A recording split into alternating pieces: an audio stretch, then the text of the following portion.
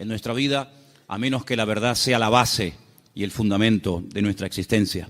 Y finalmente dijimos que la verdad fortalece el espíritu, la mente y también, como no, le hace un favor muy grande al cuerpo. Y finalmente terminamos compartiendo tres grandes verdades. Yo no sé cuántos de ustedes se acuerdan, pero yo dije que una de las verdades que quería compartir el domingo pasado es que la verdad se puede conocer, la verdad se puede experimentar, porque la verdad tiene nombre, y el nombre de la verdad es Jesús. Jesús dijo: yo soy el camino, yo soy la verdad y yo soy la vida. Y si eso es verdad, y vimos que la segunda verdad es que Él volverá, y la tercera verdad dijimos que Dios no miente, basándonos en el texto del libro de Números, capítulo 23, verso 19. Dios no es hijo de hombre para que mienta. Lo que Dios ha prometido, y todo lo que Dios ha prometido es verdad, se va a cumplir. No es una especie de trampa, una especie de truco donde dice: bueno, te prometo esto, pero a la hora de la verdad no es verdad. No es así. Dios lo que promete, lo cumple, porque Dios es un Dios de verdad. ¿Cuántos dicen amén? Quiero llevarles al Salmo 139, porque en esta tarde vamos a compartir, vamos a meditar sobre tres verdades más. Y la primera está basada en el Salmo 139, a partir del versículo 7. Es un salmo muy, muy interesante, porque encontramos en él tres atributos que son única y exclusivamente de Dios. No son atributos ni características del ser humano. Estas tres cualidades o características solamente las tiene Dios. Y en este Salmo 139 aparecen estas tres. Hay salmos que aparece una, en otros salmos aparecen dos, pero en este casualmente, el Salmo 139, podemos encontrar la omnisciencia de Dios. Es decir, Dios todo lo sabe, todo lo conoce, pasado, presente, futuro, Dios lo sabe perfectamente. Y eso lo encontramos en este salmo. Encontramos la omnipresencia de Dios, es decir, Dios está en todas las partes al mismo tiempo. No significa que si está en un lugar se ausenta de otro, sino que la presencia de Dios lo abarca todo. Él está en todas partes, que no es lo mismo que decir en todas las cosas. Eso sería una aberración, decir que Dios está en las cosas. Dios está en todas partes, pero Dios no está en las cosas. Porque si estuviera en las cosas, pues creeríamos en el panteísmo, de tal manera que gente se puede acercar a Dios a través de una oración a un árbol, otros a una estrella, otros a la tierra, etcétera, etcétera. Dios está en todas partes, pero no significa que esté en las cosas de una forma visible, ¿no?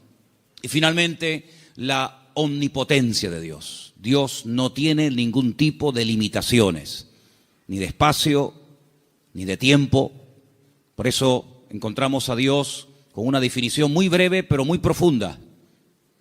Es la profundidad de la sencillez de Dios. Que Dios es espíritu. No lo limita el tiempo, no envejece, no caduca. La Biblia ha sido escrita en un lenguaje humano donde aparecen muchas figuras retóricas para explicar lo que Dios es y lo que Dios hace. Y hay una figura muy común en la Biblia que se llama antropomorfismos, y es utilizar elementos del cuerpo humano para hablar de aspectos o características de Dios. La Biblia dice o habla del brazo del Señor, sobre quién ha creído nuestro anuncio y sobre quién se ha manifestado el brazo del Señor. La Biblia habla de los ojos de Dios, la Biblia habla de la mano de Dios, pero son simplemente eso, antropomorfismos, es utilizar un lenguaje conocido, un lenguaje humano, ¿verdad?, distintas partes del cuerpo, para describir la naturaleza de Dios en la vida de su creación, en la vida de los seres humanos. Hemos oído a veces escuchar como que la naturaleza tiene el libre albedrío de hacer cuanto quiera, y no es verdad. Las leyes de la naturaleza las estableció Dios desde el principio de los tiempos. Fíjense qué curioso que todas las leyes que el hombre ha ido descubriendo con el paso del tiempo Son leyes que estaban ocultas a los ojos del hombre. El hombre no las ha inventado, simplemente las ha descubierto, ¿verdad? Pero son leyes que Dios estableció desde el principio de los tiempos. Y uno de los libros más profundos de la Biblia, que es el libro de Job, encontramos el peso de la tierra, encontramos los nombres de algunas constelaciones y estrellas, encontramos cómo el viento pesa, ¿verdad? Cosa que no se descubrió hasta muchos siglos después, y encontramos muchas cosas muy interesantes acerca de las leyes de la creación. Alguien dijo que lo creado es una manifestación de las ideas y de la voluntad de Dios hechas realidad, ¿vale? Dios hablaba y su palabra se materializaba. Poder que no transfirió al hombre, imagínense. Es un poder simplemente, o es un poder que solamente se limita a él. Dios habla y lo que Dios ordena se materializa, se cristaliza, ¿sí? Sea la luz o sea cualquier otro elemento. Ahora, en el Salmo 139 vemos estos tres atributos de Dios, repito, omnisciencia, omnipresencia y omnipotencia. Y a partir del versículo 7, el salmista se hace una serie de preguntas muy interesantes, pero las hace en forma de sorpresa. Aquí dice: ¿a dónde me iré de tu espíritu? ¿A dónde huiré de tu presencia? Si subiere a los cielos, allí estás tú. Si en el Seol hiciere mi estrado, he aquí, allí tú estás.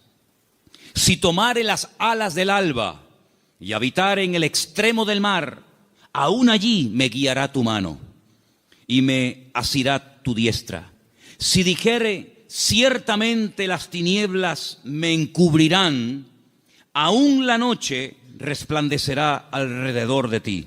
Aún las tinieblas no encubren de ti, y la noche resplandece como el día.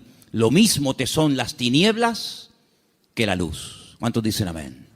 Ahora, en la Biblia encontramos a ciertos personajes que por las circunstancias que estaban atravesando no les quedó más remedio que huir y esconderse de las personas que querían quitarles la vida. Por ejemplo, piensen en Moisés. Cuando él tenía 40 años, dice la Biblia que él, para mediar en una disputa, en una pelea, dice que él se levanta contra un egipcio y lo mata y lo oculta.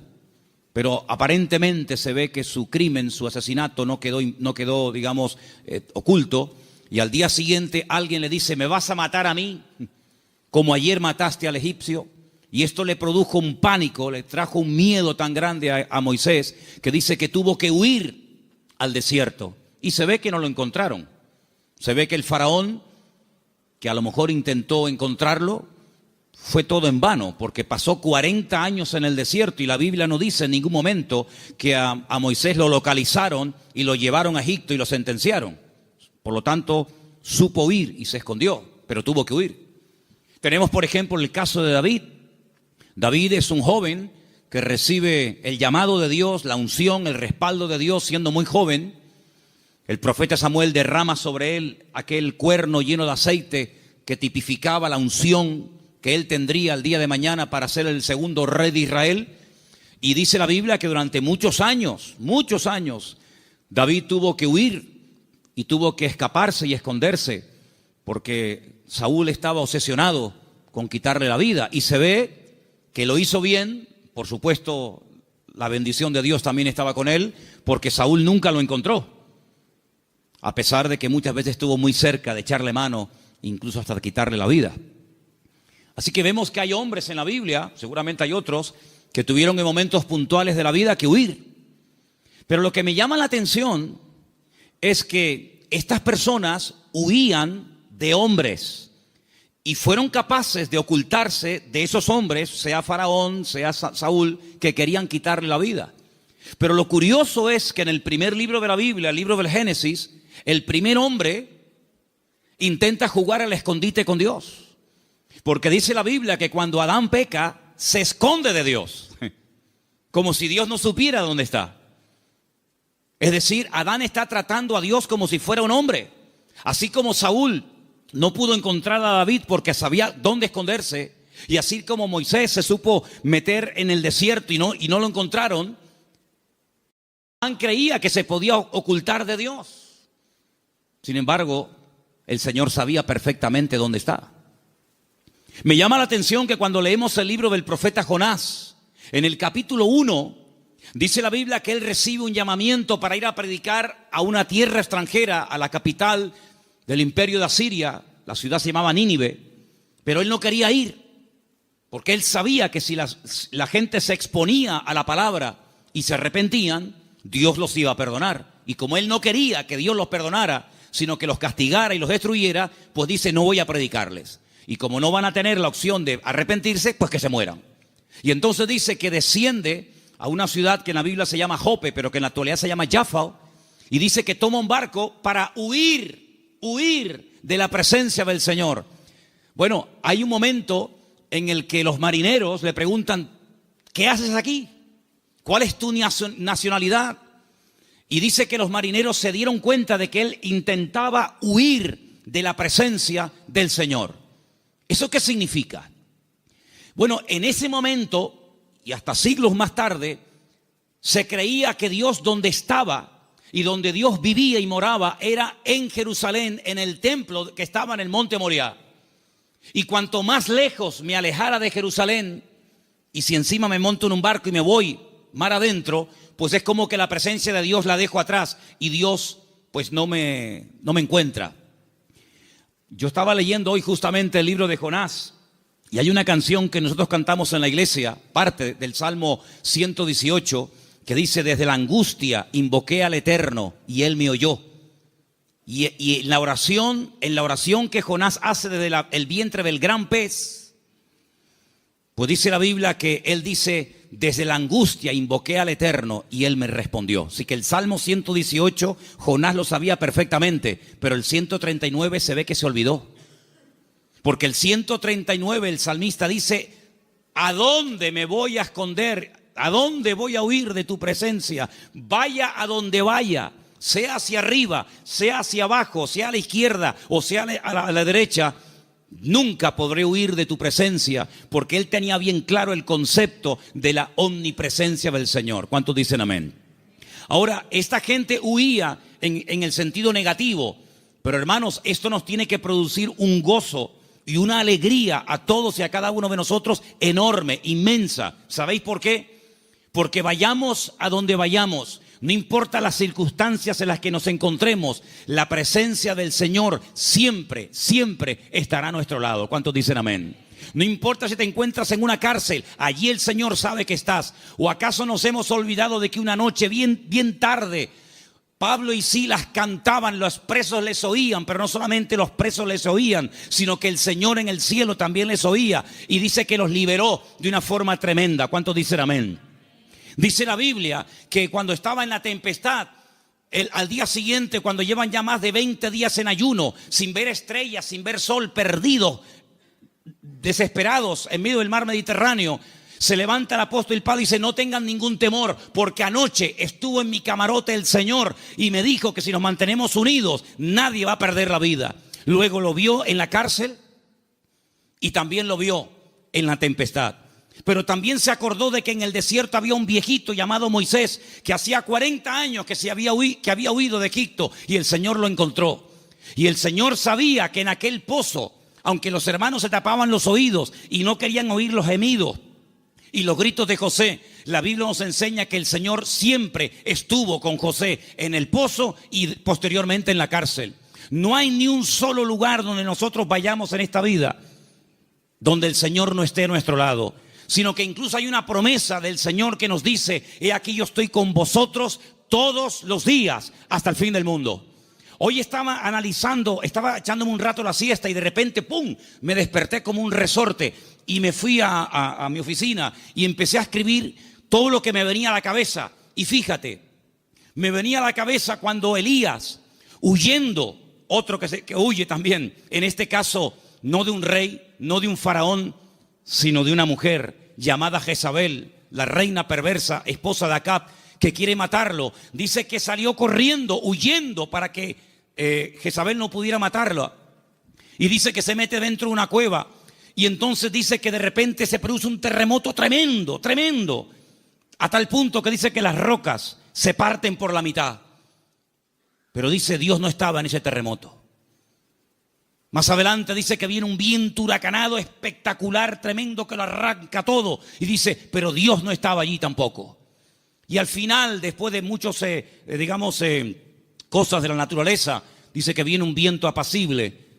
Y él reconoce que en esa calma y en esa quietud estaba el Señor. Y me venía a la mente el capítulo 37 de Ezequiel, cuando dice que el Señor le permite ver un valle lleno de huesos secos en gran manera. Y dice que no se levantaban ni producían ningún temor porque no estaba el Espíritu de Dios dentro de ellos. Si como la Biblia dedica tiempo a decir dónde Dios no está, pero también la Biblia dice dónde Dios sí está. Por ejemplo, también apuntaba todas las veces que ocurren tragedias y desgracias en la vida. A continuación añade la Escritura y dice, pero el Señor estaba con José. ¡Qué maravilla!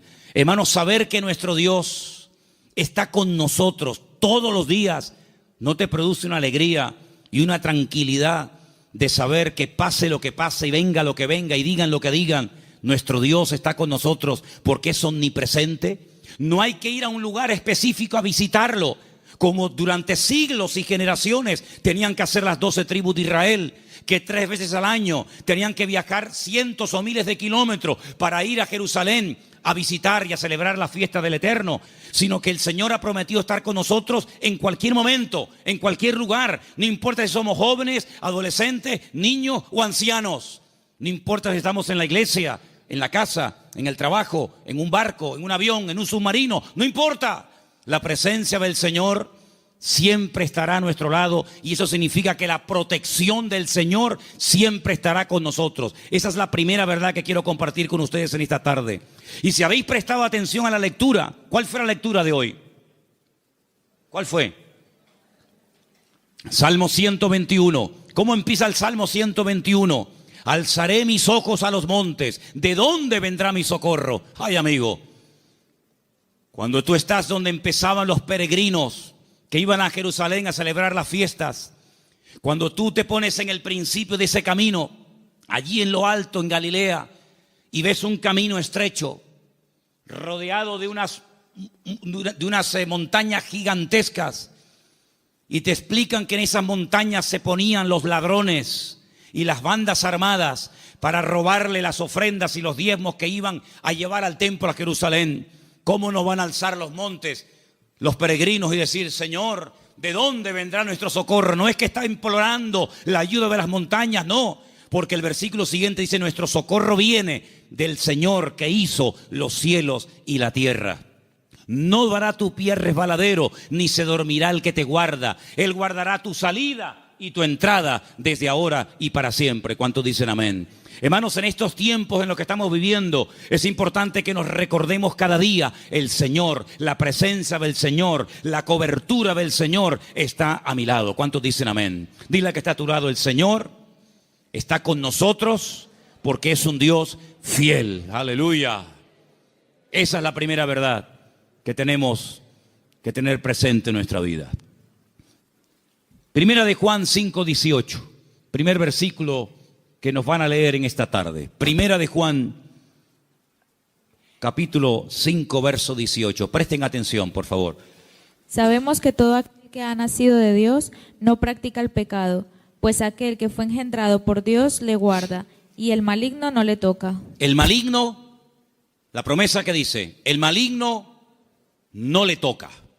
¿A quién no le toca? Al Hijo de Dios. ¿Y por qué no le toca? Porque está protegido. ¿Por quién? Por aquel que lo engendró. Nuestro Dios no solamente está, sino que está para defendernos, está para guiarnos, está para bendecirnos. No está dormido y hay que despertarlo, como en algún momento el profeta Elías les decía a los profetas de Baal, griten, griten, levanten la voz.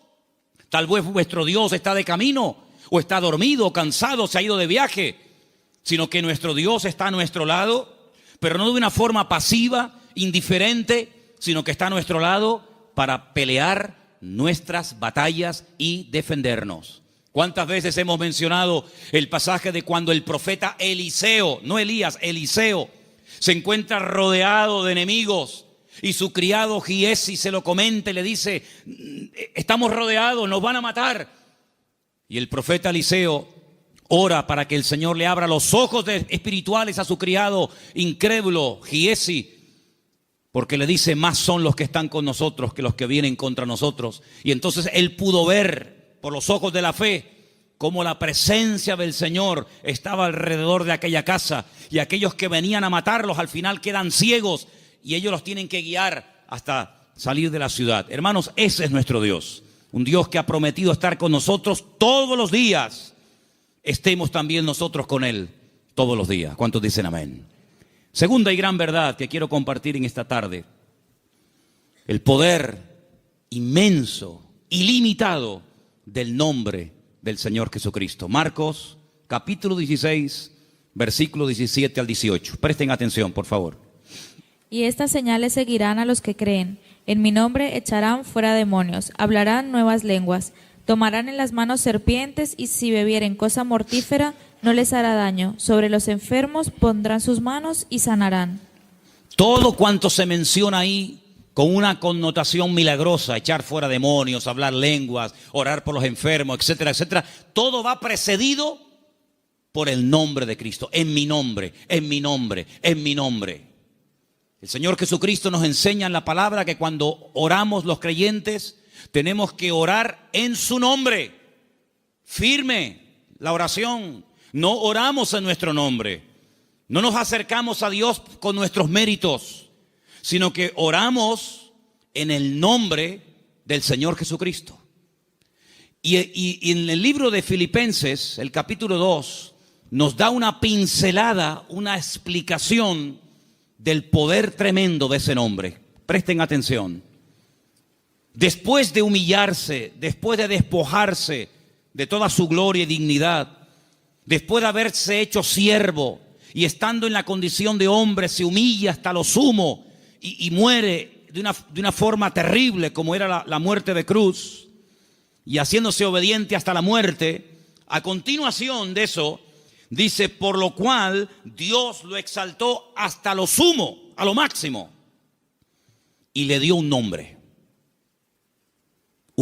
sobre todo nombre. Y ahora escucha versículo 10: para que en el nombre de Jesús se doble toda rodilla de los que están en los cielos, en la tierra y debajo de la tierra, y toda lengua confiese que Jesucristo es el Señor, para gloria de Dios Padre. El poder del nombre de Cristo, no somos conscientes de lo poderoso que es mencionar ese nombre. Los demonios huyen y tiemblan cuando se menciona el nombre de Jesucristo. Es un nombre de poder, es un nombre de autoridad. No hay nada ni nadie que se resista al poder del nombre de Cristo. Una vez escuché a un predicador que vino a Las Palmas hace muchos años. Había sido misionero en África. Y un día no se le ocurre otra cosa más que ir a una tribu de caníbales. Y dice que mientras dormía en una choza durante la noche, hay un momento en el que él se despertó y ve a un caníbal con un garrote a punto de darle un palo en la cabeza y matarlo. Dice que fue algo tan rápido, no había tiempo para decir: hermano, vamos a orar, espérate un momentito. Dice que solamente dijo: Jesús. Solamente mencionó el nombre del Señor. Y dice que se le cayó ese garrote de la mano a este hombre y salió corriendo.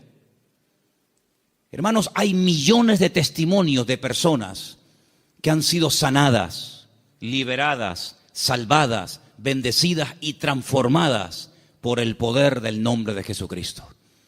Es un nombre que tenemos que utilizarlo cuando oramos, cuando hacemos cualquier cosa: conducir, estudiar, trabajar, salir, entrar. Porque no solamente es una sugerencia, no solamente es una propuesta, una idea que les lanzo, sino que es un mandamiento bíblico. Vamos a leer en Colosenses 3:17.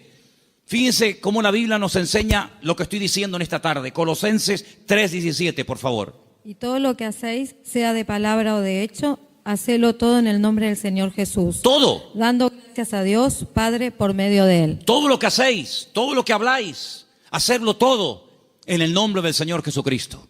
Cuando se monten en el coche a conducir, Señor, en tu nombre pedimos que nos traigas y que nos lleves de regreso a casa con tu paz y con tu bendición. Cuando vayas a un examen, cuando vayas a prepararte para hacer un examen o estudiar, Señor, yo me preparo, yo estudio, yo memorizo, pero yo pido que en tu nombre este examen salga bien, Señor. Cuando vas a trabajar o cuando vas a buscar trabajo, cuando vas a dormir, cuando vas a levantarte, todo lo que hacemos y todo lo que decimos, dice, hacedlo todo en el nombre de nuestro Señor Jesucristo. ¿Cuántos dicen amén?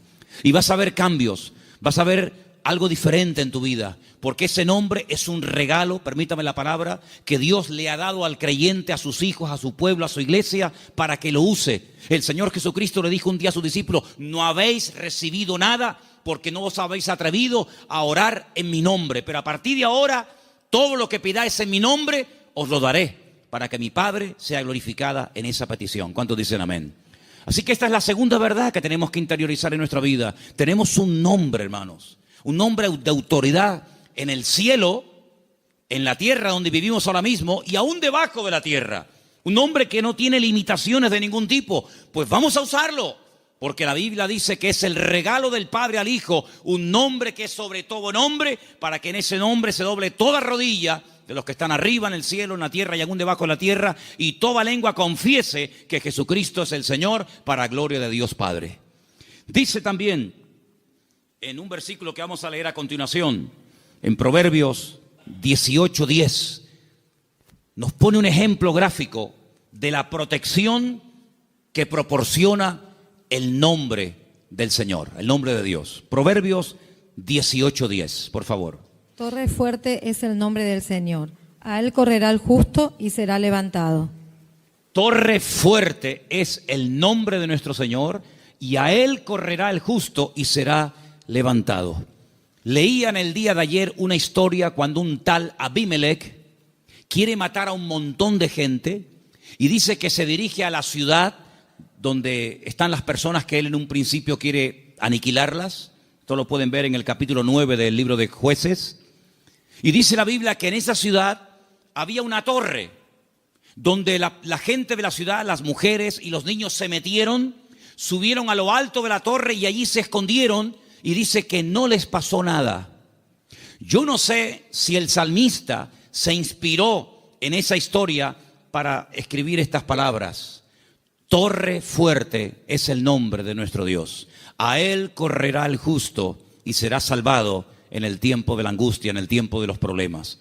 Así que, hermanos, les animo a que en esta semana, no en vano, porque fijaros que sagrado es el nombre del Señor, que hay un mandamiento de los 10, del decálogo, hay uno que curiosamente hace referencia a su nombre. No tomarás el nombre de tu Dios en vano. Pero bueno, una cosa es no tomarlo en vano y otra cosa es no tomarlo nunca.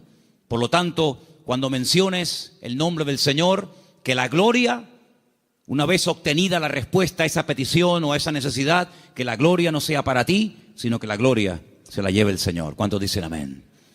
Hay también una tercera verdad que quiero compartir esta tarde. Y para los que no estuvieron, el otro día aquí en la iglesia, el día jueves, en la carta de Pablo a Tito, una carta pequeñita que está por ahí por el Nuevo Testamento, ustedes la tienen también, no les quepa la menor duda. El apóstol Pablo deja a Tito en la isla de Creta para que impida que se mezclen o que se metan en la iglesia falsas enseñanzas, falsas doctrinas, etc. Y una de las cosas que el apóstol Pablo le decía a este joven pastor es que en la iglesia tiene que haber, a nivel de cuerpo, una sana doctrina, y que el liderazgo, los ancianos que él iba a nombrar para que ocuparan cargos de responsabilidad en la obra, tenían que ser personas con una serie de características. Algunas eran prudentes, con paciencia, serios, sobrios, etc. Pero lo que me llamó la atención es que dice, y el liderazgo tiene que tener una fe sana. Bueno, literalmente dice que sean sanos en la fe. Y esto despertó mi curiosidad, porque la tercera verdad que quiero que en esta tarde escuchen ustedes y quiero compartir es el poder que tiene el cuerpo, el pueblo del Señor, siempre y cuando la fe de esa iglesia sea una fe sana. Y algunos dirán, pero ¿cómo que una fe sana? ¿Es que acaso hay una fe que no es sana? Pues sí. La fe a veces se puede enfermar. De hecho, vimos el jueves, repasamos un poco, que hay un momento puntual en el ministerio del Señor Jesucristo en el que algunos discípulos vienen y le dicen, Señor, nos ha pasado algo y queremos contártelo. Hemos entrado a una ciudad y no nos han querido recibir. No han sido hospitalarios, han sido fríos. Incluso nos han pedido que nos marchemos de la ciudad, que no quieren saber nada de ti, de tu ministerio, ni de tus palabras. Y le dicen ellos al Señor, y uno de ellos era nada más y nada menos que Juan. ¿Quién lo diría? Señor, ¿quieres que oremos para que caiga fuego del cielo y los destruya a todos? Oye, qué fe, ¿eh? Ellos creían que si oraban y que cayera fuego del cielo, el Señor respondería a sus oraciones. Pero el Señor dice, alto. No. Ese espíritu no es el que debe de caracterizar a un discípulo mío. La fe no es para destruir, la fe es para edificar. Si en todo lugar donde no nos escuchan vamos a pedir fuego, vamos a prenderle fuego a todo el país.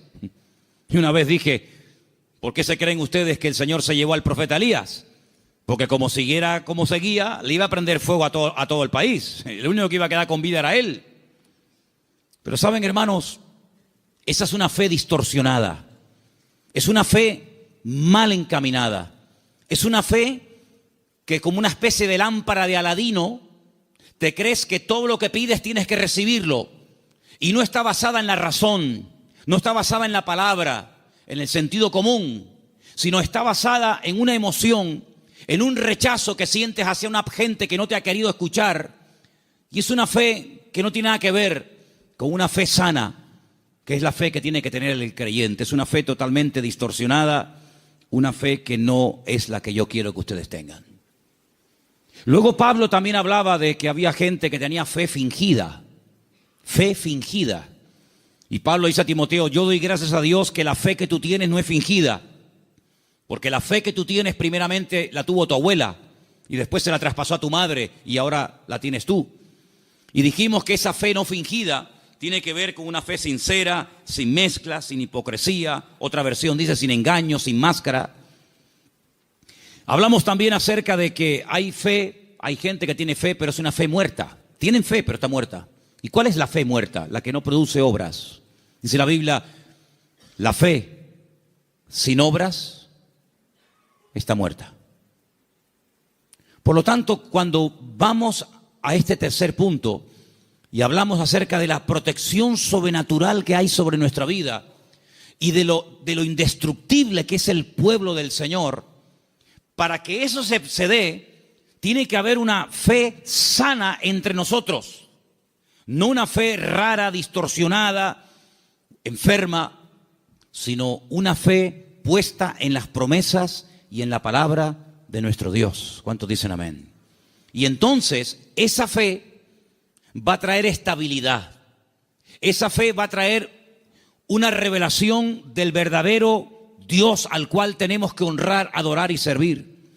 Porque yo creo con todo mi corazón que la forma como oramos, la forma como nos planteamos nuestro estilo de vida, las decisiones que tomamos o no, es decir, todo lo que hacemos en la vida como creyentes gira en torno al concepto que tenemos de nuestro Dios. Es decir, si nuestro concepto de Dios está equivocado, por mucha fe que tengamos, no estamos actuando correctamente. Y volvemos al principio del mensaje de hoy.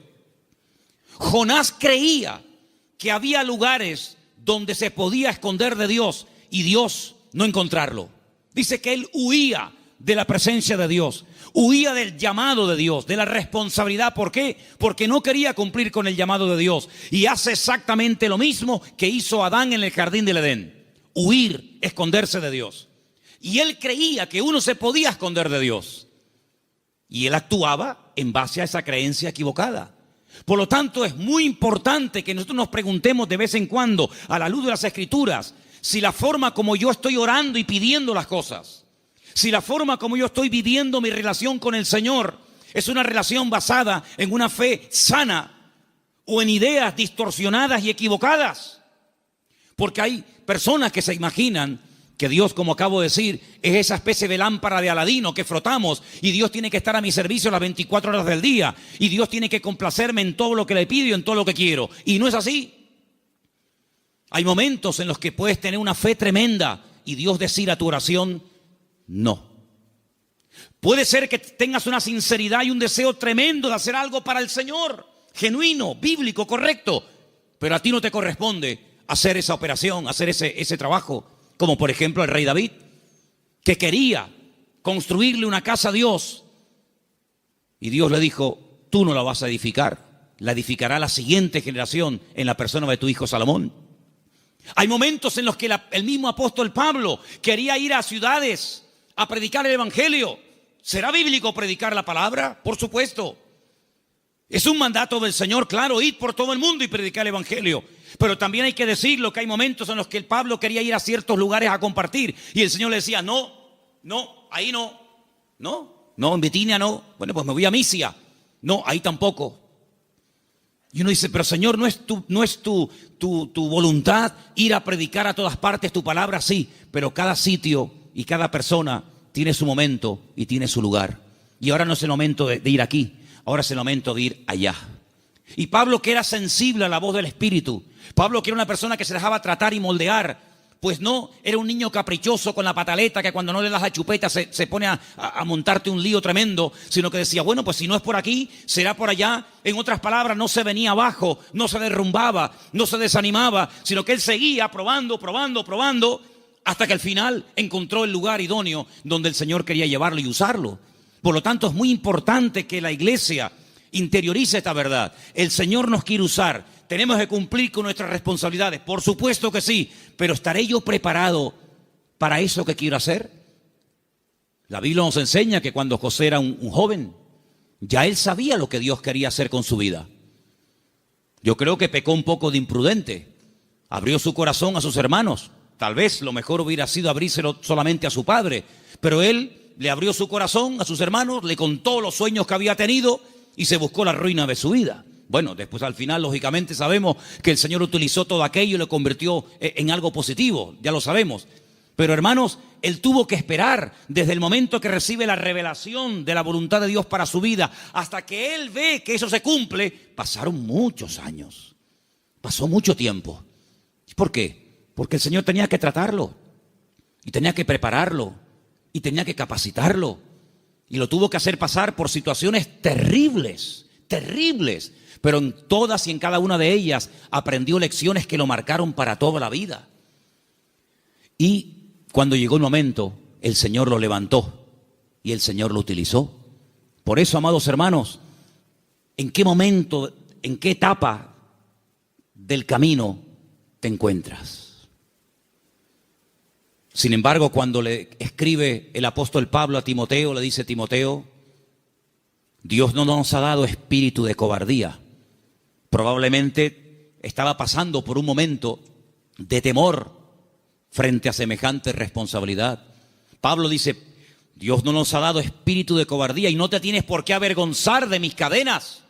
Cuando te pregunten dónde está tu apóstol Pablo, dónde está el fundador de la iglesia, no te avergüences de mis cadenas, da testimonio de ellas. Y te recuerdo que tienes que cumplir con tu ministerio. Y te recuerdo que tienes que predicar la palabra a tiempo y fuera de tiempo. Y te recuerdo que tienes que cuidar tu salud. Y te recuerdo que no le des lugar a los comentarios de la gente que te menosprecian por la edad que tienes, etcétera, etcétera, etcétera. En otras palabras, ¿por qué Él exige que sufra? Sufre, pelea, predica, con ganas y sin ganas, a tiempo y fuera de tiempo. ¿Por qué? Porque sabe que está en una etapa de la vida en la que a Él se le puede exigir, pero a otras personas Pablo no les exigía tanto. ¿Por qué? Porque no habían llegado al nivel y a la madurez que Pablo entendía que Timoteo ya tenía. Por lo tanto, en base a tu conocimiento, en base a tu madurez, en base al desarrollo que tú tienes en el Señor, se te exigirá más o se te exigirá menos. Pero todo creyente que forme parte del cuerpo de Cristo, el cual llamamos iglesia, tiene que asumir las responsabilidades que le corresponda. Y yo, por ejemplo, en esta tarde, tengo aquí una pequeña lista de cosas en las cuales todos sí podemos, a pesar de que lleven poco tiempo o mucho tiempo, todos sí podemos cumplir con ellas. Por ejemplo, con la puntualidad. Yo doy gracias al Señor de que en esta iglesia, salvo raras excepciones, siempre se empiezan los cultos a su hora. ¿Sí o no? ¿No? ¿Dicen que no? Hemos estado en algunas iglesias donde el culto se ha empezado media hora tarde. Y durante la predicación aún sigue entrando gente. Y decirnos a algunos miembros de la iglesia, en esta iglesia siempre ha sido así. Es imposible empezar un día a tiempo. Bueno, yo doy gracias al Señor de que por lo menos en eso no somos malos, ¿no? Sino que generalmente solemos ser puntuales. Cuando se propone o se expone a la congregación un proyecto, una idea o algo, generalmente un altísimo porcentaje de la congregación responde apoyando pues dicha actividad o proyecto o lo que sea. En otras palabras, hermanos, la iglesia va a crecer en la medida en la que tú crezcas. La iglesia, cuando hablamos de iglesia, ¿qué es la iglesia? La iglesia eres tú, y tú, y tú, y cada uno de nosotros. Y la iglesia, ese concepto a veces tan abstracto, como dice la iglesia ¿qué es? Pues la iglesia eres tú. La iglesia tendrá la madurez de todos y cada uno de nosotros. Pero esa madurez, ¿dónde la aprendemos? ¿Aquí o ya venimos con ella de casa? Después del culto hoy, queremos reunirnos unos poquitos minutos con los padres de los chicos que en este momento, ahora mismo, están en la escuela dominical. ¿Por qué? Porque una de las cosas que tenemos que entender es que la iglesia, por ejemplo, en los domingos...